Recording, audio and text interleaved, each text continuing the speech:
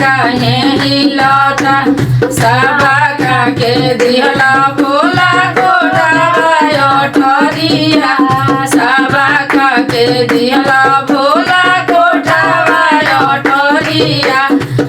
बना दे टूटही मड़ैया ए भोला जी मड़ैया ए भोला जी मड़ैया काहे हिलता हिलता ए भोला जी मड़ैया काहे हिलता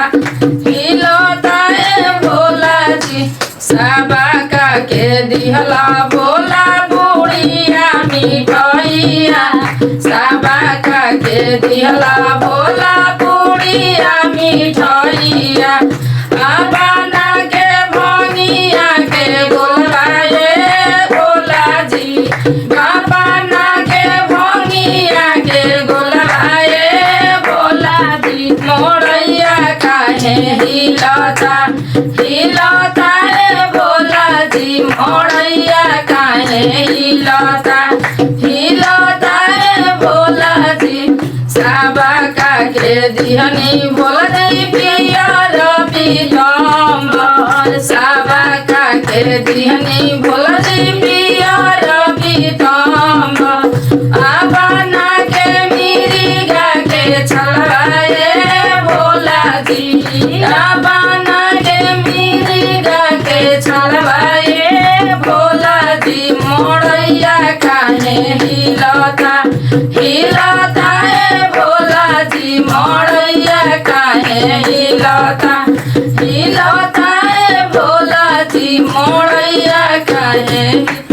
सबका के दिहला भोला सोनामा से चौनिया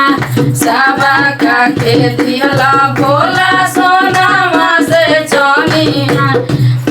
आया बना के सरप के मालाए भोला जी बना के सरप के मालाए भोला जी मोरैया काहे हिलता हिलता ए भोला जी मोरैया काहे हिलता हिलता ए भोला जी मोरैया काहे हिलता सबका के दिहला भोला ताल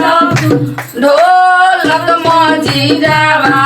सबका के दिहला भोला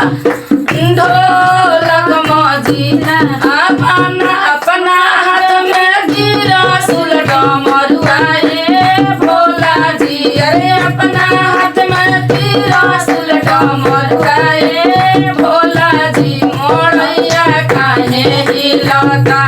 हिलता ए भोला जी मोरैया काहे हिलता हिलता